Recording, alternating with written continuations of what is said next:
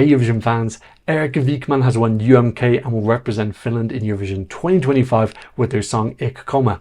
I'm going to listen and react to the live performance, give you my analysis of the song, the artist and the staging, talk about if this can qualify and what it could potentially do in the Eurovision final. So let's kiki. Hi, my name is Tom. I'm an Irish Eurovision analyst and you can find all of this stuff on my Eurovision channel. So thank you to everybody who joined me from my UMK stream. If you want to see my extremely live performance, you can go back and watch that. Yeah, really fun experience. UMK for me is the best national final right now. Just incredible show. All 6 stagings were absolutely the best standard. The show flowed really well. There were some drawn out parts because they only have 6 songs instead of 7. So I think they needed to flesh it out a little bit. All 6 stagings look like they could be in the Eurovision final. Really impressive. UMK's upping the bar for national finals. Other national finals, please watch and take notes. Each performance felt like a Christmas present. Very early Christmas present because it's only February. Of course, I already reacted to Erika Vikman when I did my reaction video when the song was released. Now we're going to go check out the live performance of Komme at the UMK final. I'll leave in as much audio and visuals as possible, but it's up to UMK how much they allow me to. Also, I gotta give a shout out to Goldilocks, my favorite song at the national finals so far. Her staging was absolutely divine, just unbelievably gorgeous. Big love to Goldilocks. This is one of the cruel aspects of the national final season, is that sometimes you have 2 or 3 or 4 amazing songs and unfortunately one can go. It's just horrible luck sometimes. So really hope that Goldilocks comes back and tries again because she's amazing. Okay, this is Erika Vikman singing Komme, one and my secret band. That Komme at the start is so iconic, and the microphone coming in slowly is so cinematic. And I love this tilting angle, we don't know where we are. Styling is very controversial. I'll talk about how controversial this is later. She's got great, you can see her dance background, she's fabulous. Real that poise, the posing. And I love her staring at the mic, she's so naughty. She's such a queen. Yeah, just really nice pose. I love that leg on the microphone as well. And it slots down. I love it, we get lots of triangles here and diamonds. It's very geometric. I love that line, gorgeous. Vocals sound really good, nice and clean. She feels like a safe pair of hands. Smizing down the camera, she's burning into the lens. Outfit amazing, the stars on the boobs, obsessed. Wonderbar going back. I love that font, that stumpy kind of short font. This bit maybe could have a little bit of, there's small moments that could be improved. Mostly it's great. Where she's walking, maybe we could have some dancers. But the bit with Erika is so wonderful. The power in her voice. She's just owning the stage. This performance totally depends on her. People in the arena are going to go freaking crazy for this. The arena lighting up. Oh, this has got winner, like Eurovision full winner vibes. Assuming that it gets elevated a little bit more. It's got that magic ingredient. It's just wonderful. And this into our second pose now where she leans back. I love the color change into the blue. Just adds a little bit of freshness in, giving us this kind of spacey, dreamy walkway. And this, look at those orange lights coming up. Divine. So pretty. Giving us a little bit of a rock feel from the 80s. Her connection with the camera, magnetic. They're showing the crowd now, I think, because she's getting up onto the microphone. So maybe they can stall a little bit better. And there she is. Incredible. The microphone she humped at the start is gotten bigger. And we're into the climax. Great. And I love that lighting, the red lighting underneath her. And the flashing. Oh, it's just incredible. They have to see now, will they be able to hand the microphone to Basil? And it's the fire. Stop it. Just stop it. She's so naughty and I'm obsessed. And the leaning back and everything, and the Erika, it's just, this is a winner's performance. You know, it's so early in the season, we only have around 10 or 11 songs, but there are just certain songs that have that certain X factor that can win and can't win. That is definitely in the conversation to win. I'm not saying it's going to, it depends what it's up again. There's a lot of luck in Eurovision. You know, if there's 4 other songs that are in the same category as Erika, that's just pure luck. That's going to affect her televote and her jury score. Whereas if she's the only badass B in the final, you know, Malta just choose serving camp, but who knows if we'll make the final. Yeah, that's obviously going to dent it a little bit as well. So there's luck in who can win, but this is in the conversation because it's just got that next level wow polish. The performer's on the right level. The song is perfect for Eurovision. It's got drama. It's going to be divisive. Some people are going to hate it. Some people are going to love it. People who hate it can't vote you down. People who love it are going to vote for you. Better to have that than people who are all in the middle. I'm getting ahead of myself, Tom. Calm down. There's the thing that you want a song to make you uncalm. That makes me very uncalm. Let's talk a little bit about Erika Vikman. She used to be a pretty famous Finnish tango singer in around 2016, 2017. I think she won like the Tango Queen Award. So she's a tango singer, but I'm guessing she also had influences from the dancers because you can see that. I'm sure she did some tango herself being in that environment. It's so easy to get absorbed in her performance because every part of her body is involved. Her little finger all the way down to her little toe. All of them are doing something purposeful. She's just got that next level confidence and performance ability. Of course, she tried to represent Finland before. In 2020, she lost to Axel, which I actually thought was an incredible song. Looking back, you can see the improvement and growth in her. From Cicciolina to this, like, wow, this looks like two different people. Just way bigger, way more ambitious, and just obviously being on a bigger, better stage helps as well. But I can see the growth of her over these 5 years, that she just looks ready, more confident, ready to fight. As a performance, she's fearless, super brave. I love that she's got this real sense of female empowerment about her. Whether or not you like the song or not, I really do feel like she's a strong entity. And it's really great to have our first female representing Finland since 2018, Monsters by Sarah Aalto. In fairness, I think a lot of the choices since then, Finland have mostly chosen the right person, and they've just happened to be men who've had the best packages. This year, the best package comes from a woman, and they did choose it. As an artist, I think that this is someone who can win Eurovision. She's just got that confidence, that bigness, that she commands presence on the stage. I said there maybe she could have dancers. I think actually if she can pull it off on her own, it makes her seem even more powerful because she's like, I don't need any help. I'm the focus. I'm put all attention on me. I'm Erika, and you can see her name in the background. So it's an interesting debate. Should there be dancers or not? Maybe they could come in proportionally, but I totally understand if they want to keep her on her own, but maybe just fill in that middle part. We'll talk about that later in the staging. Okay, let's talk a little bit about this song. So it's such a great Eurovision song. It builds up, it's got climax, no pun intended. It's really accessible, very catchy. It's fun, it's bubbly. It's got televote appeal. It did well with the jury as well, which I was happy to see that this came second with the jury. This is going to upset some people. It's about climaxing. I think the producers are going to put it as late as possible. I don't know what the answer to this debate is. I think maybe some parents will just have to remove their kids. I'm not sure what they're going to do.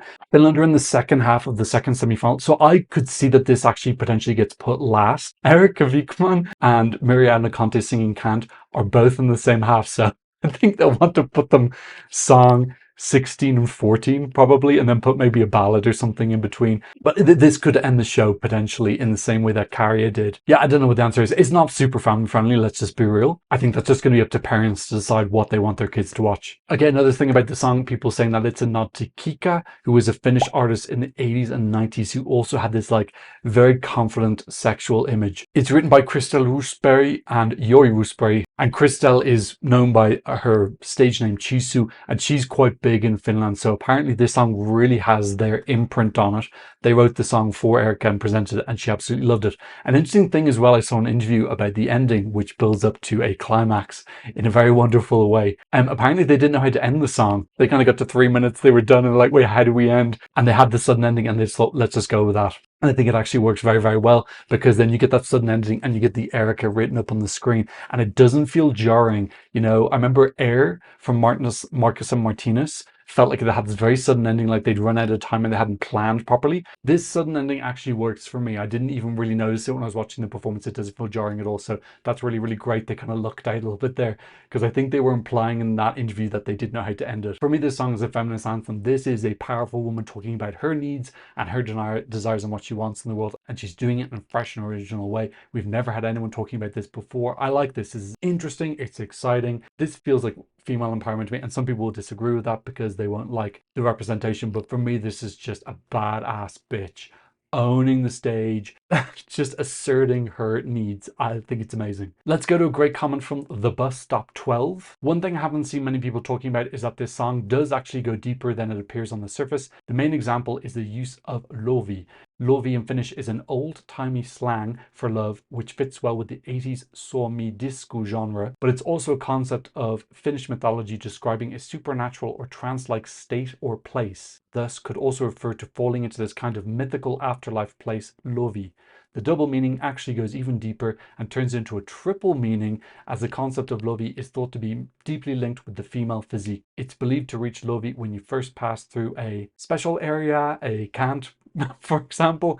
So thank you very much for that comment, just giving this like extra layer to this like potential wordplay. So yeah, there is more going on here. This feels like a really, really thoughtful entry on so many different levels. Okay, let's talk about the staging. What do I like? What don't I like? The last part is wonderful. Everything from when she turns around and those lights come up and she's walking down, and I'm getting big rock star vibes, and then going up to the mic, just that 5 seconds that she needs to go up onto the microphone. Maybe just want to see something a little bit more exciting. Currently they're cutting to someone with an Erika sign. I don't know, I just want something a little bit more fun than that. I'm not sure how they can fill those 3 seconds, but they've got loads of time to think of it. Even the camera pointing at something and then just really slowly panning up, like taking 2-3 seconds to do it. They can't go to a wide shot because then you'll see her getting up onto the microphone. This is one of the downsides of her being on the stage or not on her own, because if we had 3 or 4 dancers, we could just cut to them going unce unce in the club, but we can't. So I would just like to see a really clever way for them to fill in those 3-4 seconds. Love the start. I really love that diagonal line that goes across, light that goes across. For some reason, I just found that really cool, and the way the camera keeps tilting sideways as well. Styling wise, I love that what she's got on. It's really badass. I don't know if she's going to change that or maybe glam it up a little bit more. I think one of the bits I have a little trouble with is when she does her first mic bit and then walking forward, and she's giving her badass like I'm Erika, but I feel like maybe a little bit more could be going on. It doesn't look as clean and polished as the rest, so I feel like that's one spot that could be worked on. Make the camera angles tighter so there's less of the stage, less on the people on the side, and just make it more in her and her world. I don't know, if they could have something on the sides just to keep it like narrow vision, all the focus on her, that would make it even more awesome. But like, I'm nitpicking here. A lot of the decisions are great. I love that we switched to blue halfway through and then we come to these red lights later on.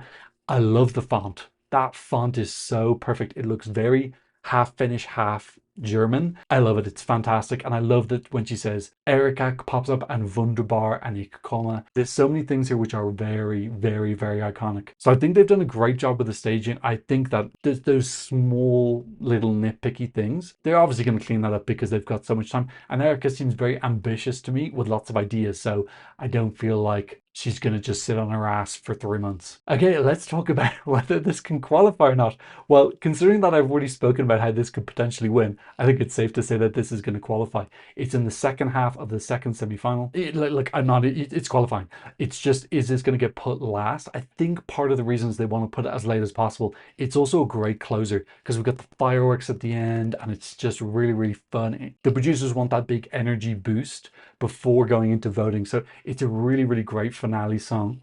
I'm a little bit cautious because they gave the last spot to Finland 2 years ago with Karja. So I wonder, are they keeping notes?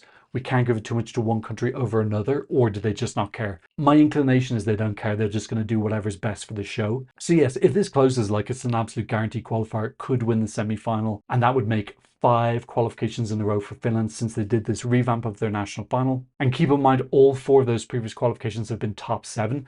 This is going to be top 7 as well, so that's 5 in a row for Finland. Really just showing that anybody can revamp their national final, give it a new feel, and you can get pretty solid results within 5 years. They were getting results almost immediately, but within 5 years now, Finland are regularly in the conversation to win. What could this do in the final? Well, first of all, like I said, I was really reassured to see that this did well with the jury. Goldilocks' performance was incredible. This still was super close. The jury appreciated. Her vocals sound really, really great. Like, they aren't the most amazing vocals, but she sounds solid despite the fact she's moving and getting up and sitting on microphones and leaning back on the ground and everything. Really wonderful. She gives like a confidence. She sells the performance. So I think a lot of jury members will appreciate that. Like I said, being top 3 of any juror gives you a 99% chance of getting any points. So she just needs one juror on any of the juries to put her in her top 3.